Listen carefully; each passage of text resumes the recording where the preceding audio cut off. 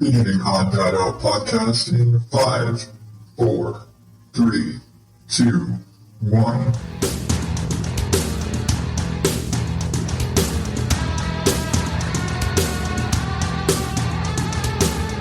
Welcome to the Odd Dad Out podcast, where normal is not my specialty. I am your host, Adam Higgins, the Odd Dad Out. You can find me at oddadoutpodcast.com and at Odd Dad Out on all the social medias. And this is the show where I ramble and rant and talk about what the hell's going on with parenting stories and just general dad life, rambling and ranting and bitching and whatever the hell's going on in my head, I guess. And usually I will give you a podcast recommendation, something that you need to be checking out. But unfortunately, this week I'm just kind of on a tight schedule and I don't have one ready for you. I'm sorry. I'm sorry. Okay. But I didn't want to leave you hanging, especially because if you are noticing, let's get that out of the, housekeeping out of the way. So if you follow me on the social medias, and I say this because I make so many announcements and things that I'm talking about for the show. And like, if I'm going to do something or the show's running late or I'm considering a change in the show or I'm going to do something, 9 times out of 10, I'm going to announce it somewhere on Instagram or Facebook or Twitter or somewhere. I'm going to make this announcement. Almost everything gets announced in the Oddballs Facebook group first. I don't know why. I spend most of my Facebook time there. That's where I don't do much, but that's where I spend most of my time. Anyway, but if you are interested in all these things and staying ahead, you should follow me in the places. But I announced earlier this week, well, I guess what you'd be listening last week. I announced last week that I'm going forward. I'm moving releases to Mondays, and actually, it seems counterintuitive, but basically, I'm not moving the show back to Mondays. I'm actually moving it forward to Mondays. So rather than before, I used to record everything Wednesday morning, work on it through Wednesday afternoon, release sometime Wednesday afternoon. That was my thing. And it basically consisted of all the stories and the news or whatever, everything that I collected through the week up to that point. Most stuff happens over the weekend at the beginning of the week, blah, blah. So I really couldn't record Mondays because nothing has happened yet. I might have had Sunday, but I didn't have a lot going on. So I would kind of get to the middle of the week. And it would be special because not a lot of people release podcasts on Wednesdays.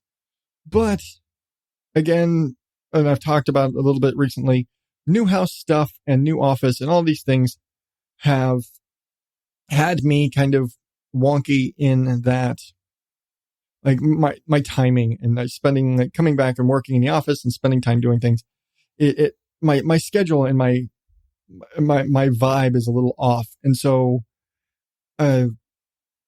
coming back and sitting down and recording on Wednesdays is harder to do. It's just been harder to get done and to commit the time to sit here and record and type up show notes and get the post ready and the editing side of it, but like all the post production and all that. But then, typing up show notes and getting the post ready for the website, getting social media post ready, getting the episode artwork ready. All of these things take time. And again, a 1-hour show can take me 3, 4, 5 hours at the end of the day to put it all together. From the start of record, if I have done nothing else from the start of record to the end of the show and release and everything's up into the void, it can be up to 5 hours. And in a single day, especially on Wednesday, which is a work day for me, that's tricky. I've got a little one at home and I've got to, make dinner and I've got, housework to do and I've still got, pick the kids up from school. And again, I still have work. And it's not just I have work tonight. I had work last night. On Wednesdays, I work on Tuesday. And again, I work overnight. So I work Tuesday night. I get home 3 to 4 a.m. if I'm lucky. And then I'm back up with the boys when they all leave for school. I'm up to help with that by 6:30 in the morning.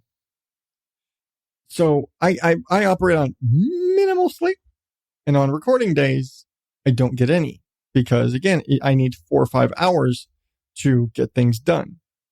And so, yeah, it's just tougher to do. So because of the last episode, and I had a lot of kind of computer trouble that delayed that, in part because of wanting to do the YouTube video stuff and the Patreon stuff, which this week, because of delays and other things, I haven't been able to do. But that's a whole other thing. I might do a video later and do some more Patreon bonus content. But yeah, that's a whole other thing. But there was a lot of stuff, little parts, and kids coming and going with school, and oh, this kid is sick today, and oh, tomorrow, the next day, it's another kid. And so it actually took me, peeling back the curtain, it took me 3 days to record for last week. And the first day, Donna had to cancel because she had some stuff she had to do. Wherein I actually recorded, again, I actually recorded an upcoming interview that actually, I think it's next week's show, actually. But then I recorded with her on Thursday, and then in the middle of that recording, got a call from the school, have to go pick up the kids because one of them is sick. So I've got to go pick up the kids. Like, okay. We never finished. Like, a lot of the back end of the interview actually was recorded the next day. It was recorded on Friday, which up to that point, I was like, okay, I'm releasing Fridays now. I had been releasing on Fridays. So I was like, okay, that's fine. I can edit and do the rest, and then I'll just jump on. We can finish recording, and then maybe, it wasn't even for sure, but it was like, okay, maybe we can finish recording and I can still get the show out. And then another kid is sick. And I've still got to do artwork and show notes and all of the things and edit it. Because again, when I do interviews, they have to be edited because there's a lot of talking over each other and us just being silly. And when you hear an hour-long interview with Donna, we actually probably had a 3 to 4 hours of conversation across those 2 days.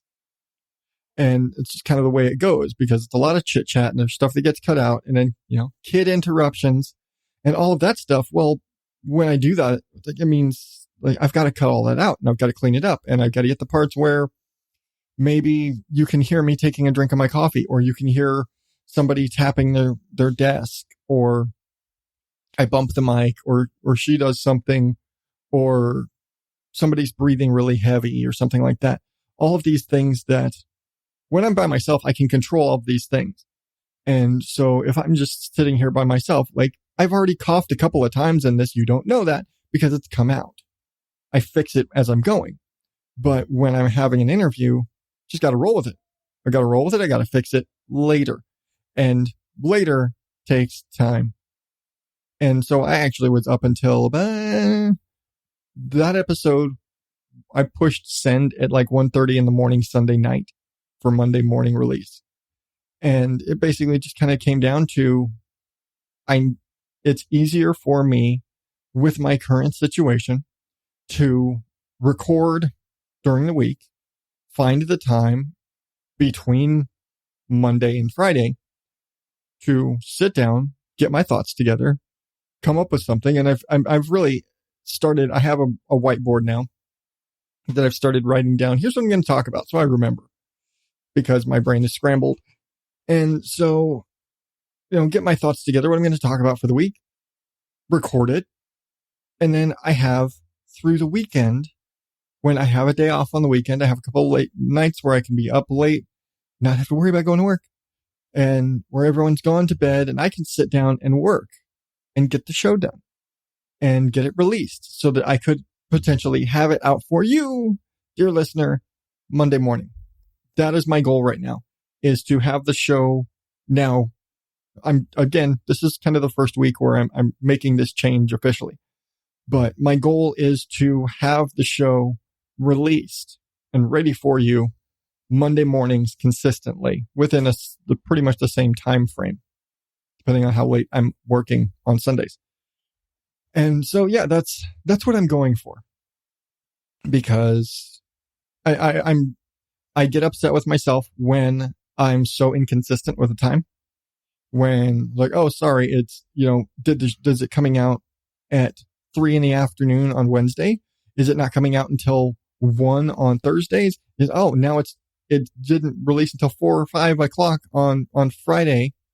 And people who normally listen to me on Friday because it was coming out Wednesday now can't, because it didn't come out until after until after they're home already. Like, and they listen to me on their commute or whatever.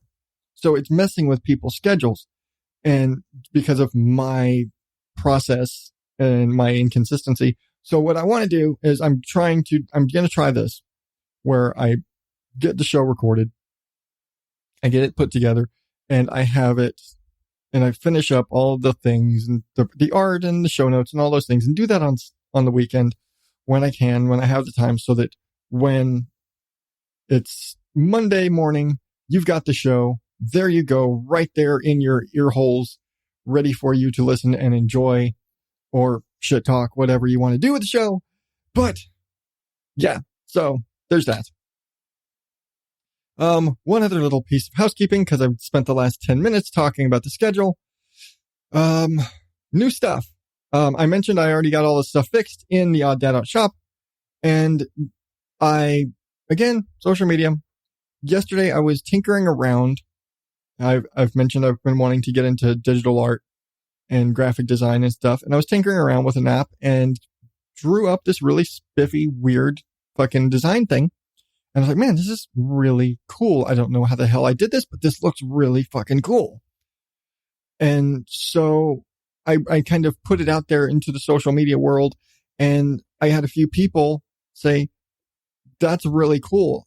You should make, one person said, I would buy that on a stretched canvas. Like, just put that, hey, let's have this mounted on a wall. This is really cool.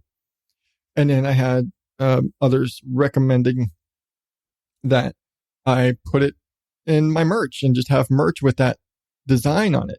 And I was like, okay, well, it's just kind of a square piece. It's square art. And so I was like, this doesn't really quite work for, like, I can't just put it on a t-shirt, because it's just a picture of this kind of it's not a picture of a thing. It's like, for me, it doesn't look right on like a t-shirt.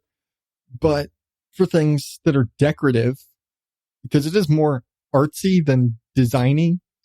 And so it's like, I decided, you know what? Okay, I'll go through all of the home accessories and all of the decorative items in the merch store that are available. And I put it on stickers and magnets too, because why the hell not? But if you go to the Odd Dad Out shop, shop.oddadoutpodcast.com, and check out the new design, it is Chaos Practice, I believe, is what I officially titled this piece after a lot of, what the fuck am I going to call this? So Chaos Practice. And I have throw pillows. And again, there's wall art where there's stretched canvas. There's just prints. There's apparently acrylic prints. There's aluminum prints, a bunch of these things that I have no interest in doing them before. None of my other stuff are available in those forms. None of my other merch, because those are just logos and promotional materials. But this isn't a piece of art that I somehow created. And so it's in there.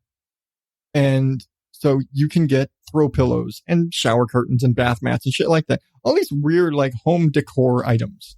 It's all in the home decor stuff. But I also, because it was something that I just wanted to see how it would look, I went ahead and made a pair of leggings. And you know what? It looks pretty cool. And so they're there. And those are actually the only leggings available in the Odd Dad Out shop, because, as my wife put it, my logo on a pair of leggings looks like female reproductive organs. And I can't totally disagree with her there. So yeah, but there are these awesome Chaos Practice leggings in the shop. Check them out, or not. Up to you. I made some art. I may do more stuff like that. I don't know. I may split that off. I don't know. It's all new stuff to me. It's weird to think and shit. So, Anyway, yeah. Let's get on with the actual show part. In a world of what are yous, welcome to the place where the answer is always human. My name is Natalie, and I'm the host of Some Kind of Brown. I was born and bred in the Southern Bible Belt of the U.S., and if you know anything about the South, growing up multiracial was some kind of an experience. Join me in this community where I share my stories, am joined by guests who share their own, and talk about pop culture events that affect us as mixed people. You can find Some Kind of Brown on Twitter, Instagram, Facebook, and most places you find podcasts. I'll see you there with some more shades of brown. So, yeah, I figured, why not throw a promo in there? I've been talking for 15 minutes already. So this week, I don't know if I mentioned this. I've talked about my wife's migraines in the past, and it's one of those things where, you know, she goes into the doctor to try and find relief for her migraines, and they do a bunch of tests trying to figure out the source of her migraines, and they find out, oh, you've got this problem and this problem and this problem. You go in for a broken finger, and it turns out you have cancer. Something. I don't know. She doesn't have cancer, but she goes in there to get relief from migraines because she gets debilitating migraines. Like the kind of migraines where she may not be able to go to work for a few days. She actually has documentation at work basically saying that she has I don't know if you'd say a disability, but she has a condition which can render her unable to work for periods at a time.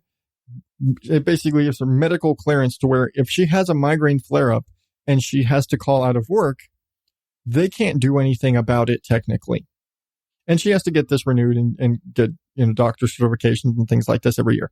Well, she takes a couple of medications for her migraines, and then she has this kind of maintenance stuff. And she also, again, they go in and test, and they find out, oh, well, she also has high blood pressure, and she, you know, could use some vitamin D and a couple other things.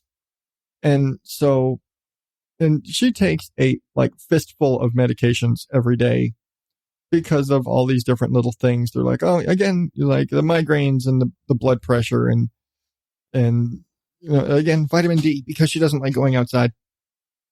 And so, and I'll probably forever nag her about that, but whatever.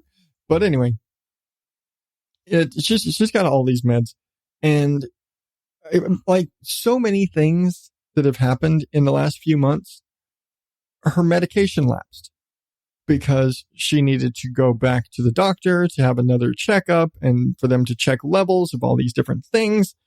And with all the stuff going on and her school schedule at the end of last year and the house stuff that happened and our general financial situation come end of the year, she never went back. And there were some issues with that doctor where she was going, but she hadn't gone back to the doctor to get the checkup and the blood work done so that they could evaluate, does she need her medication levels adjusted? Does she need this? Does she need this? And she hadn't been back. And as she hadn't been back, the pharmacy couldn't refill her prescriptions anymore. She'd run out of refills. And so she had gone several months without taking her migraine pills, her blood pressure, all that. She hadn't taken any of her medications for months. And she'd started having migraines again. And she actually started having a couple of them where she missed a few days of work because of her migraines. And it just became a case of she needs to get back in there. She needs to get back on her medication. She hates taking them. I mean, I can't blame her. Whenever I get really sick or when I get like my crazy coughs or broken ribs or all the bullshit that happens to me when I get sick, I hate taking the medication too. So I can't blame her, but she kind of needs it. And I think, again, when I've talked about this before, I've mentioned the side effects of her medication suck about as much as the problems because the various combinations of things she has to take now leave her with a gluten sensitivity, which when they adjusted it the last time, now basically it went from gluten doesn't agree with her to now her body just kicks it back and she gets sick and it sucks. And so, it's that. And again, it messes with her taste buds. Nothing tastes right. Things that she loves to eat now taste awful. And I went into before, my wife was born and raised in South Texas where Dr. Pepper is the only acceptable drink. And like her dad has two things in their house, Dr. Pepper and iced tea, because Texas. And she couldn't drink Dr. Pepper. Well, in the period while she wasn't taking her meds, she started being able to drink it again. Like, hey, it wasn't great, but it tasted enough to where she could drink it again. And then she started on this new wave of medication after this last visit. And now it's worse than ever. And the drinks that she could have before, now those taste bad too. And she has basically gone from drinking anywhere from 2 to 5 Dr. Peppers in a day to she doesn't drink sodas almost at all because they all taste like crap to her. And all other crazy sort of things that don't so much affect me, so they're not necessarily part of the story. But, it's other stuff that, lots of medications mess with you. That's the gist of it. But these two little problems, her taste buds being out of whack and her stomach now rejecting anything that's even breathed near a carb, has resulted in I have to now plan every meal with that in mind. It used to very much be, she could have a slice of pizza. If she ate 2 or ate more than like a small bowl of pasta, it would mess with her stomach. She might get a little wobbly, like a little bit of discomfort before. But now, like if she looks at a bowl of pasta, it's going to make her feel sick. And so all of those things that are kind of our staples around here, we eat pasta sometimes 3 days a week. And so I had to stop and reassess our entire menu. And in the past, she had planned out and done like meal planning and made out like a whole week of meals and had them all in her little lunch boxes and everything. But the problem was we'd make a crap load of one thing. And she especially loves this Greek chicken and Mediterranean green beans thing that she found that she's managed to get me to make. And she will, I'll make that. But the problem is that I'll make that and she'll have that for 5 days and she'll get tired of it. Or we'll find another thing and she'll make a crap load of it and she'll eat it for an entire week or 2 weeks. And that's like her primary food for a couple of weeks. And then she gets so burnt out on it, she doesn't want to eat it anymore. And then she just starts like, oh no, you guys are having mac and cheese. I'll just have mac and cheese. And then next thing you know, she falls back into eating things that hurt. And before it was an inconvenience, but she would suck it up and eat, it's like, oh, we're having spaghetti. She would suck it up and eat spaghetti because it wasn't a huge, it was an irritation, but it wasn't a major problem. Well, now it's a major problem. And so now her diverting to what we are having for dinner, if we're having something she can't have, is not an option. It is something she can't have. And so we've had to plot out. And I basically put it to her. I was like, we cannot do this meal planning where we make a shit ton of one thing for a week, because you're going to get to Wednesday and you're going to be so burnt out on that meal that you're not going to want to eat it. And then you're not going to eat, and then you're going to get sick. And that's going to be that. And we're going to waste that food because it's going to sit there because you're not going to want to fucking look at it anymore. And so I kind of sat there brainstorming one night, thinking of all of the things that we make in our meals, in our dinners, that are actually gluten-free, coincidentally. Things that if I just made this on any other night, it is not a problem. It wasn't with any special consideration. It's just I made it. and it happens to be gluten-free. And so I started thinking some of those things, or small variations of things that we do that would not affect it, and boys would not avoid eating it because of that. And one of those things being like my wife, because she's my wife and she's just as much a toddler at heart in some things as I am.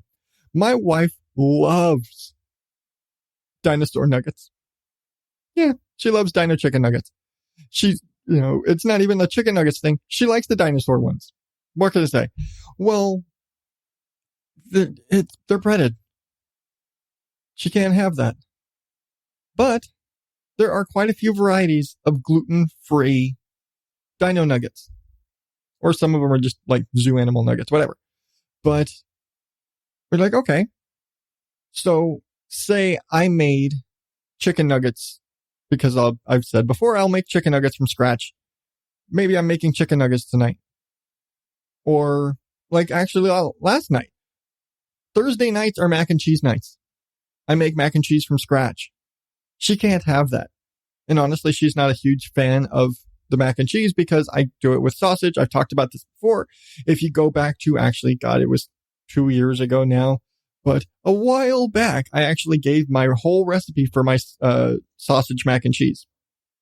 But she doesn't like the sausage mac. She's not a huge fan of having the mac and cheese.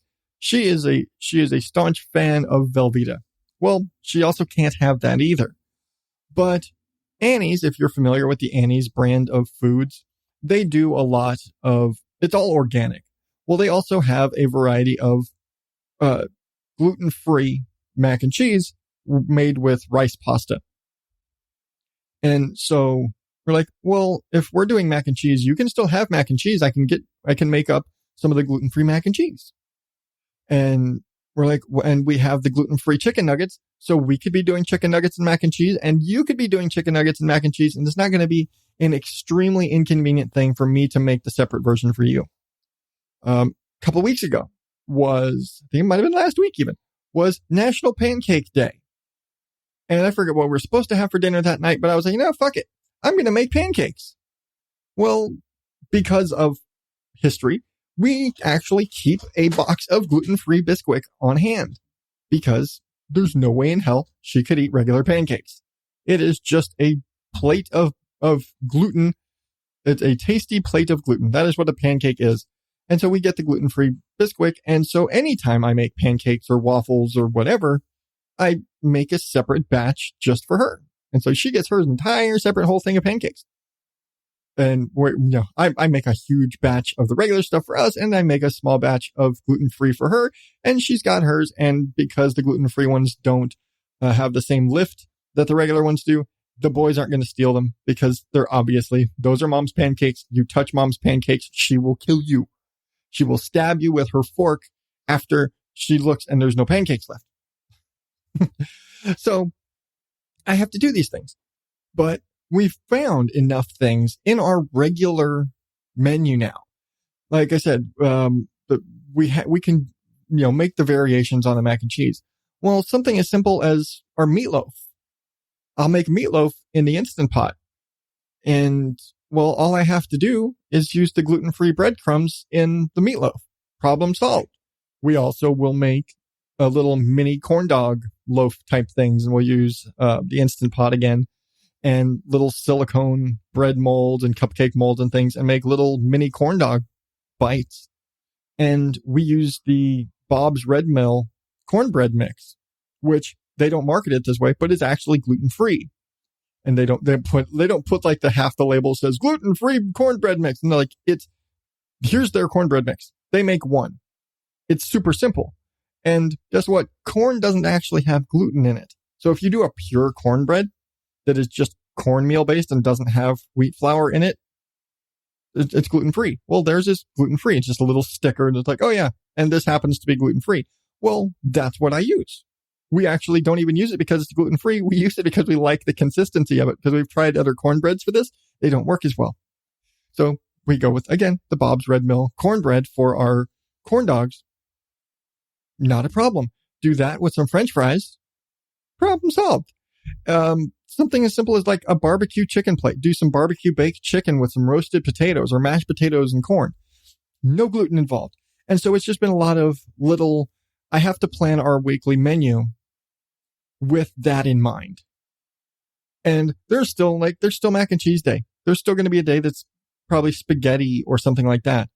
But we also have, like, she has to have her stuff for lunch for work. So there's frozen dinners and there's, pre-made meals, again, like the chicken and green bean stuff. But on top of all of that, we've also added in this extra component of Rihanna has decided to let the boys pick a dinner once a week. And it's usually Sunday or Monday. But we've also gone to the point of, she's like, okay, Damien, it's your turn this week. So Damien gets to go into my cookbooks, and they've got some kids' cookbooks and stuff like that too, but they get to go into the cookbooks and pick dinner. And so they've had, we've started kind of getting experimental, and it's cool because we're coming up with new stuff that we haven't made before. There was a night where, what did we do? It was kind of basic. It was chicken strips and we had fries, but it was the way the chicken strips were done. And normally I just do, an egg wash and bread them with my seasoned breadcrumbs and no big deal. But this one used a sour cream coating to get the breading to stick. And so they had a much thicker crust on it, and it had kind of a tangy sort of flavor to it. And everybody loved it. And again, using the gluten-free breadcrumbs just to be safe. But it was, something as simple that we normally do chicken strips. Well, here's a twist on it that everybody liked. And oh, hey, how about some orange banana smoothies to go with that? That's something we normally do with dinner. Last week, Sam picked some cinnamon bread French toast. And so, like, I normally kind of fail with French toast, but with this recipe, it was, you get a loaf of the kind of cinnamon roll, cinnamon swirl bread and French toast that. And everybody loved it. And we hadn't done that before. And so it's been kind of cool getting to experiment. I think Charlie picked, we did spaghetti and meatballs, but the meatballs he picked were mozzarella stuffed meatballs. And so instead of, it's just plain spaghetti, well, now it's got these big hunks of meatball with cheese inside and all this. And so it's all been really fun. Again, making sure that as I'm doing these things, minus the cinnamon roll bread, because it was like, well, can't do anything about that. Actually could. And I provided an option because there is a particular brand of gluten-free bread. I don't know if you've heard of Ezekiel bread. It's in the freezer section because it's one of those super pure organic and gluten-free and everything free. And they're like, what the hell is this made out of? Because it's everything free. But there was a cinnamon raisin loaf from Ezekiel bread. I'm like, okay, it's gluten-free bread. I can French toast this and Rihanna can eat this. So she won't miss out on the cinnamon French toast night because this is really good.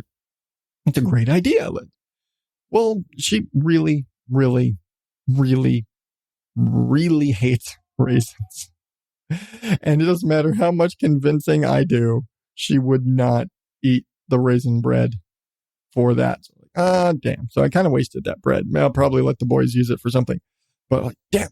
But again, everything has to run through a filter of gluten-free, make it gluten-free, or make an alternative to it.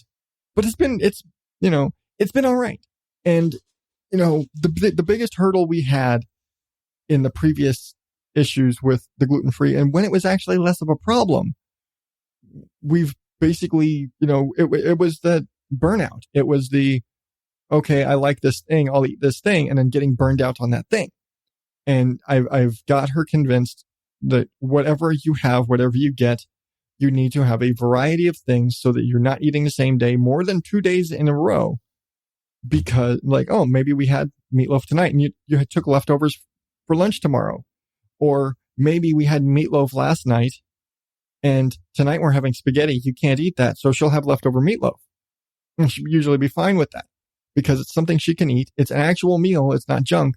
And so it's, it's helpful. It is being really helpful.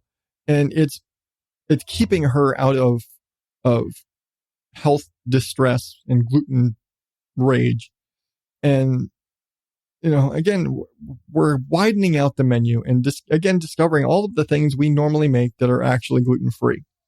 I'm not going to lie. We eat a lot of carbs.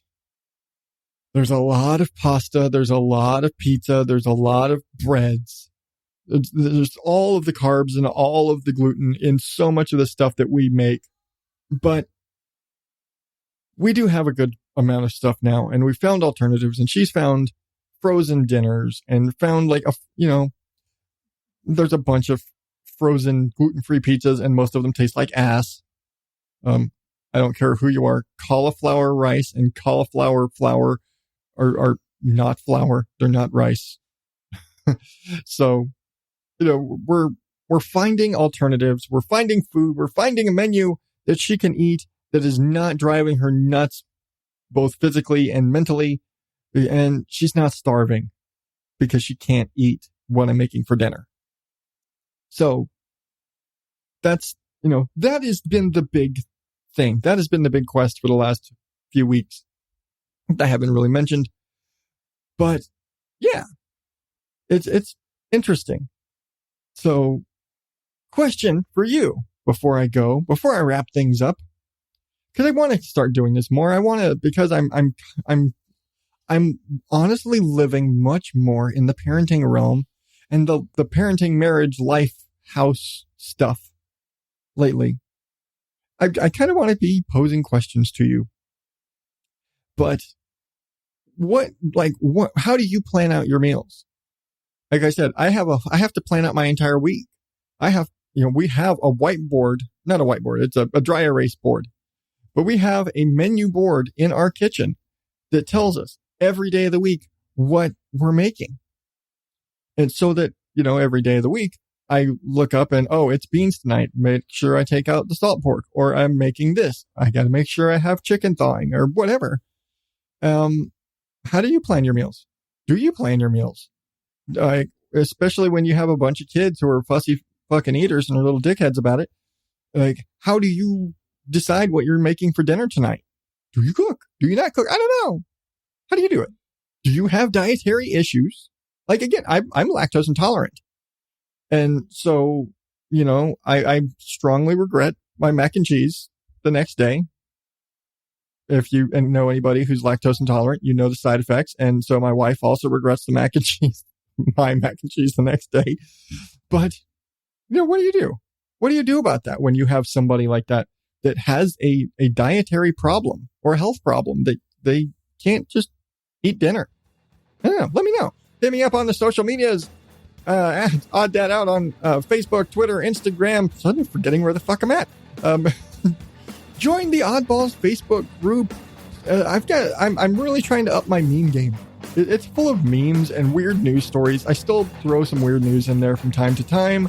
And the people in there are cool. Just cool place. You get to hang out with almost every guest I've had is in there or hangs around there. Anyway, weird news, silly stuff. That's what I do. I'm weird and new and silly. So follow me in the places for being weird and silly and smart assy and all that stuff. And if you really feel like just chatting with me, again, I'm a night person. I'm up late. If you feel like just hit me up on whatever, I'll probably hit you back. Really. If you haven't figured out, I'm kind of an open book here. So anyway, past episodes and all that jazz at odddadoutpodcast.com. Again, new merch and stuff over in the shop. Check out all of my weird sketches and designs, and maybe I'll do more art and start putting more art stuff up for sale. I don't know. It's a thing. I'm not making art for the purpose of it going on sale, but fuck, if I make it, I might as well make it so that you can have it too. Anyway, I'm rambling, because I do. Before I go, I didn't already say that. Programming note, coming up, I actually will have a 2-part guest, and it's just one of those. We had a 2-hour-long conversation that I honestly can cleanly separate into 2 very different episodes. And so I will have 2 episodes coming up with my buddy Matt from Pre-Recorded Live. And I don't know if I'm going to split them completely or just do one week to the next. I don't know. I'll figure it out when I get there. But expect those coming up in the next couple of weeks. And again, thank you to, if you've made it through all this, and a special big thank you to all of my Patreon supporters, being Chris from Play Comics, Kate from Ignorance Was Bliss, Lisa and Sam from I Shake My Head, and Heather from Sunshine and Power Cuts, who is getting ready for her 5th, I believe, Sunshine Summit coming up here. You will likely see me start posting up about that on some of the social medias coming up. But until next time you hear me or listen to me or I talk to you or whatever, I just want to say to you and all of the rest of my oddballs out there, thank you and good night.